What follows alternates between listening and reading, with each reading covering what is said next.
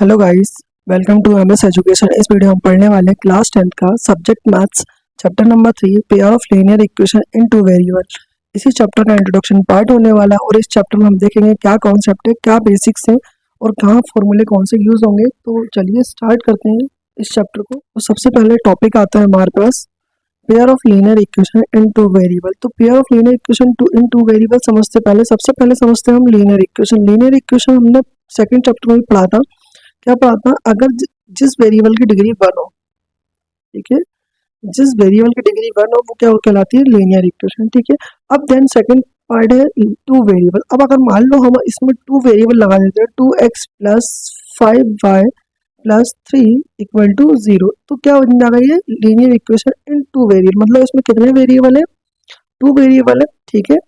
अब जरूरी नहीं है इधर पे x और y लिखा है, इधर दोनों अल्फाबेट के पे कोई भी अल्फाबेट आ सकता है। ठीक है, लेकिन होंगे ही वो दो।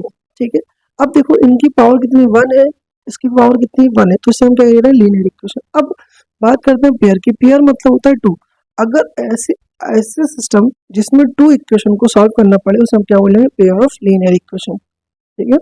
तो सबसे पहले एग्जांपल देख लेंगे। 3x plus 2y plus 3 equal to 0। तो देखो इसमें इक्वेशन 1 है और इक्वेशन 2 है, तो दो इक्वेशन का सिस्टम है हमारे पास। तो इसमें वेरिएबल भी 2 है और डिग्री भी 1 है, तो हम इसे क्या कहेंगे? Pair of linear equation in two variable. ठीक है, इतना समझ में आ रहा है?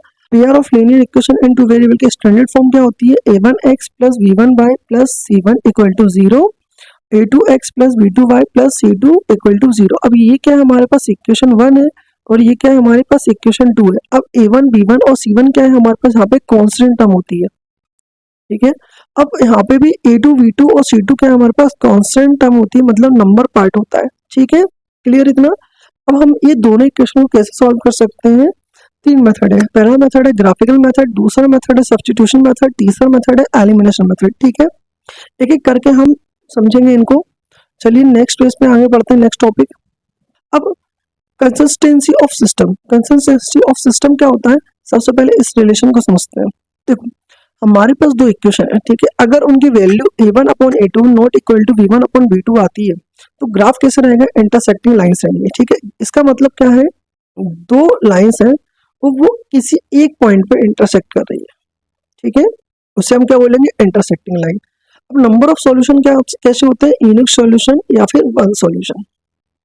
ठीक है, उसके बाद कंसिस्टेंसी ऑफ सिस्टम क्या होता है? कंसिस्टेंट होता है। क्या होता है? कंसिस्टेंट होता है। ठीक है। अब दूसरा क्या होता है? a1 upon a2 equal to v1 upon v2 not equal to c1 upon c2। तब क्या होगा? इस केस में पैरेलल लाइंस होंगी। ये कैसी लाइंस होती है? वह लाइन जो कभी आपस में एक दूसरे को मीट ना करें, ठीक है, इंटरसेक्ट ना करें, उसे हम क्या बोलेंगे? Parallel lines. ठीक है। अब इसका सॉल्यूशन कैसा होता है? नो सॉल्यूशन होता है। क्या होता है? No solution. और कंसिस्टेंसी ऑफ सिस्टम की बात करें तो क्या होता है? इनकंसिस्टेंट होता है। ठीक है।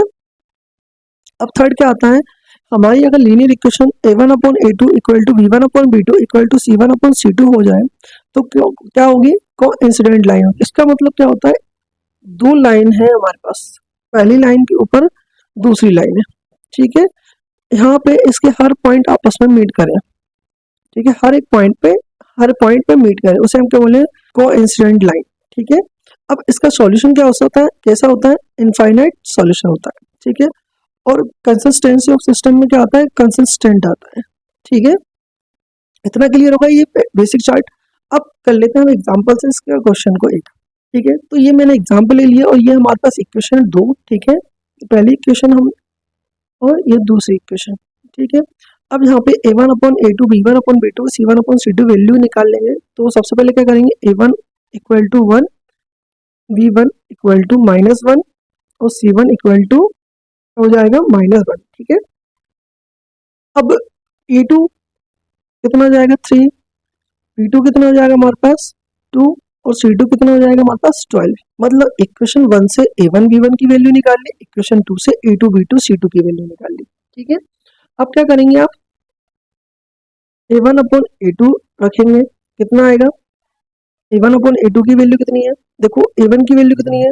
1 है और a2 की वैल्यू कितनी है? 3 है। अब b1 अपॉन b2 देखेंगे, कितना आएगा? v1 की वैल्यू -1 है, v2 की वैल्यू 2 है। अब देखो क्या ये दोनों इक्वल है? नहीं है, तो क्या आंसर आ जाएगा? A1 अपॉन में A2 not equal to B1 upon B2। ठीक है, अब इस केस में क्या होगा, जो ग्राफ होगा वो हमारे क्या होगा, इंटरसेक्टिंग लाइन होगी। ठीक है, और क्या कौन सा सॉल्यूशन होगा, वन सॉल्यूशन होगा and then consistent of line होगी, कंसिस्टेंट होगी। ठीक है, इस तरीके से आपको क्वेश्चन करना है। ठीक है, अब बढ़ते हैं हमारे मेन टॉपिक पे। ठीक है, तो मेन टॉपिक क्या है हमारे पास, ग्राफिकल मेथड। ग्राफिकल मेथड में करना क्या है, आपके पास यही सॉल्यूशन लेना जो मैंने पिछले पेज पे लिया है। ठीक है, आपको समझाने के लिए रहा हूँ, आगे इस टाइप के क्वेश्चन आएंगे। ठीक है, तो ग्राफिकल मेथड में क्या होता है, सबसे पहले इक्वेशन नंबर 1, इक्वेशन 1 और इक्वेशन 2। ठीक है, अब देन क्या करेंगे, फ्रॉम इक्वेशन 1 अब कितना आएगा, x minus y equal to -1। ये मैंने लिख ली इक्वेशन 1। अब क्या करेंगे, हमें x और y की वैल्यू निकालनी, किसी एक की वैल्यू। तो मैं क्या कर रहा हूँ, x की वैल्यू निकालूंगा तो y को क्या करूंगा, इक्वल के उस साइड शिफ्ट कर दूंगा। तो करते हैं, ये माइनस का 1, अब ये माइनस का y है तो इधर आके क्या कर जाएगा, प्लस का, इक्वल के साइड शिफ्ट करोगे तो प्लस का हो जाएगा। अब क्या करेंगे, हम y की वैल्यू अब रेंडमली ले लेंगे। ठीक है, तो y की वैल्यू मैं कितनी ले रहा हूँ, अगर मैंने y की वैल्यू 1 लिया। ठीक है, अब y की वैल्यू 1 लिया तो हमें क्या करना पड़ा, इस वाली इक्वेशन में रख देते हैं। तो x इक्वल टू -1 प्लस 1। ठीक है, अब इससे माइनस प्लस क्या हो जाएगा, माइनस, तो 1 में से बन जाए कितना बचेगा, 0। तो x की वैल्यू कितनी आ गई, 0। तो मतलब हमें y की वैल्यू 1 रखी और x की वैल्यू क्या मिली, 0। देन फिर से क्या करेंगे, लेट करेंगे, लेट y इक्वल टू 3 रखेंगे इस वाली इक्वेशन में। ठीक है, तो x equal to 1 plus y, तो x बराबर -1। अब y की जगह पे कितना रखेंगे, 3, तो 3 रख दी। अब प्लस माइनस क्या होता है, माइनस, यहाँ पे रख दो। तो x इक्वल टू 3 में से बन जाए कितने बचेंगे, 2। तो कितना लिखा, कितना मिला, हमने y की वैल्यू 3 रखी तो हमें क्या मिला, x की वैल्यू 2। अब क्या करेंगे, क्वेश्चन नंबर 2 लेंगे from equation 3x plus 2y equal to 5। ठीक है, अब क्या करेंगे, हम इसको किसी एक की वैल्यू निकालेंगे तो क्या करेंगे, प्लस के 2y को क्या करेंगे, इक्वल टू साइड लेके जाएंगे। तो 3x एज इट इज लिखना, 12। अब प्लस का है तो क्या हो जाएगा, माइनस का, जब हम 2y को इक्वल के साइड शिफ्ट करेंगे। ठीक है, ठीक है, अब क्या करेंगे, अगर हम y की वैल्यू 6 रखते हैं, ठीक है, तो हमें कितना मिलेगा, तो 3x एज इट इज लिखो इक्वल टू 12 माइनस 2 मल्टीप्लाई में y की वैल्यू 6 रख दिया। अब 2 6 से कितना होता है, 12, तो 12 3x। अब ये प्लस माइनस कर रहे हैं कैंसिल, तो कितना बचेगा यहाँ पे, 0। और 3 मल्टीप्लाई में क्या में चला है, डिवाइड, और डिवाइड में किसी भी नंबर का डिवाइड करते हैं, मल्टीप्लाई करते हैं तो कितना आता है, 0। ठीक है, देन उसके बाद क्या करेंगे, हम फिर से रखेंगे y इक्वल टू 0, इसमें रखेंगे इस वाली इक्वेशन में 3x प्लस 2 मल्टीप्लाई में 0 इक्वल टू 12। 2 में 0 मल्टीप्लाई करेंगे तो क्या आएगा, 0। तो 3x इक्वल टू 12। अब 3 मल्टीप्लाई में क्या में चला जाएगा, डिवाइड में, तो x इक्वल टू 12 अपॉन में 3। अब 3 से 12 को डिवाइड कर दो कितना आएगा, 4। तो x की वैल्यू कितनी आ गई, 4। ठीक है, अब देखो इक्वेशन 1 से हमने क्या क्या निकाला। अब क्या करेंगे, अब दो बॉक्स बनाएंगे इस तरीके से, इक्वेशन 1 के लिए, इस तरीके से इक्वेशन 2 के लिए। इक्वेशन 1 में सबसे पहले क्या रखा था, 1 रखा था तो आपको क्या मिला, 0। देन उसके बाद क्या रखा, 3, तो आपको क्या मिला, 2। फिर इक्वेशन नंबर 2 से जहाँ पे सॉल्यूशन है, अब इक्वेशन नंबर 2 में y रखा था 6, तो कितना मिला था आपको, 0। फिर आपने y की वैल्यू 0 रखी तो कितना मिलेगा आपको, 4। ठीक है, अब यहाँ तक तो हो गया। अब ग्राफ कैसे प्लॉट करते हैं, ध्यान रखना, ये इतना जो क्वेश्चन है वो आपको रफ करा दिया है। और ठीक है, अब क्या करेंगे, ग्राफ पेपर पे चलते हैं। ठीक है, नेक्स्ट पेज पे, तो ये रहा, ये हमारे पास हमने अगले पेपर पेज पे निकाल लिए थे। ठीक है, अब कैसे करेंगे, सबसे पहले तो इक्वेशन 1 के लिए करते हैं। ठीक है, अब x की वैल्यू कितनी है, 0, और y की वैल्यू कितनी है, 1। तो पॉइंट कहाँ जाएंगे, 0, 1। ठीक है, अब उसके बाद 2, 3 देखना है, तो x पे 2 यहाँ पर है और 3 यहाँ पर है, तो ये पॉइंट जो है वो गया हुआ है 2,3। तो इसको इसको मिला देंगे हम पॉइंट को, ठीक है, तो ये हमने मिला दिया। अब क्या करेंगे, सेकेंड इक्वेशन हटाएंगे, ठीक है। तो पहले तो हमने लिख ली थी कौन सी इक्वेशन में पॉइंट है, x minus y equal to -1, ठीक है। अब सेकेंड इक्वेशन में क्या करना है आपको, जीरो, जीरो एक्स में हमारे पास जीरो है यहाँ पर, ठीक है, और वाई पे कितना है हमारे पास 6। अब ये पॉइंट कैसा हुआ है 0,6, ठीक है।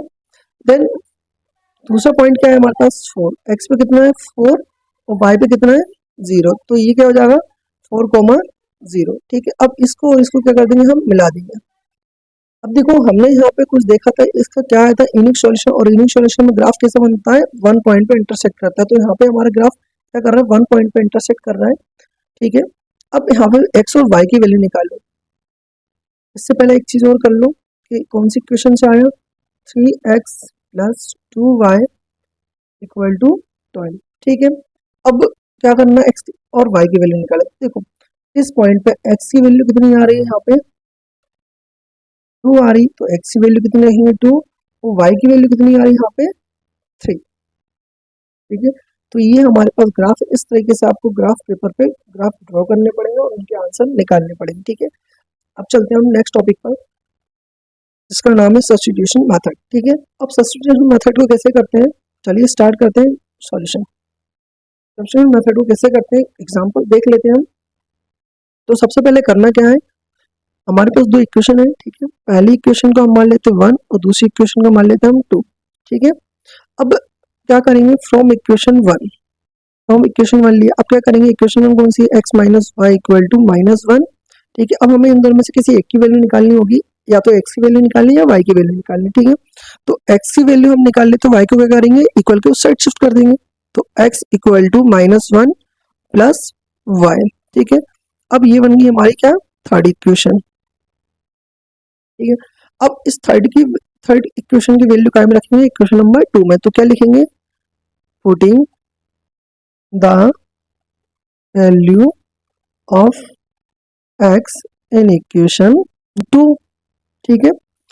अब क्या है हमारे पास, two equation 3x plus 2y equal to 12, ठीक है।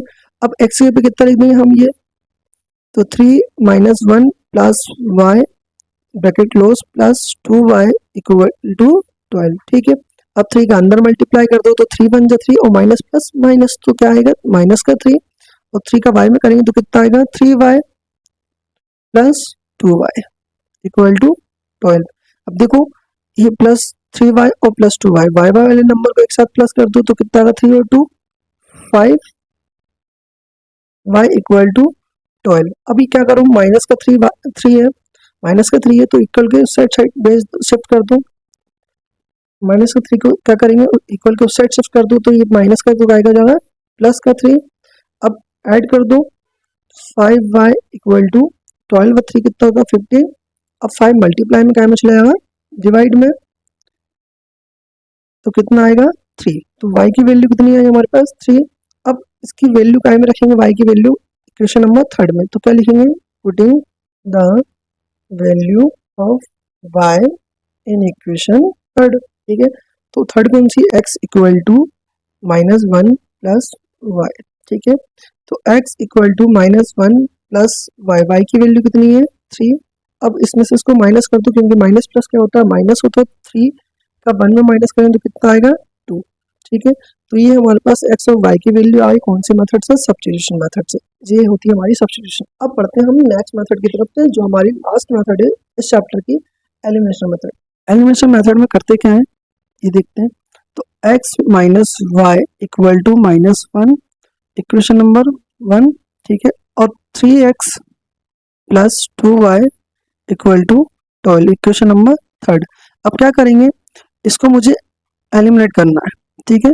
इन दोनों वैल्यू को, किसी एक वैल्यू को एलिमिनेट करना पड़ेगा, ठीक है, तभी हमें एक वैल्यू को मिलेगी। जैसे मान लो अगर मैं x की वैल्यू निकालता हूँ तो मुझे y की वैल्यू को एलिमिनेट करना पड़ेगा, और y की वैल्यू निकालता हूँ तो x की वैल्यू को एलिमिनेट करना पड़ेगा, ठीक है। तो मैं क्या कर रहा हूँ, y की वैल्यू निकाल लेता हूँ और x की वैल्यू क्या कर रहा हूँ, एलिमिनेट कर रहा हूँ, ठीक है। तो मैं क्या करूँगा, इसका जो नंबर है उसका क्या कर दूंगा, इक्वेशन नंबर 1 में मल्टीप्लाई कर दूंगा, ठीक है। तो 3 का मल्टीप्लाई 1 में कर दिया और 1 का मल्टीप्लाई किसमें कर दूँ, इक्वेशन नंबर 2 में। तो 3 का x में करेंगे तो कितना आएगा 3x, और 3 का y में करेंगे तो कितना आएगा 3y, और 3 1 जा 3।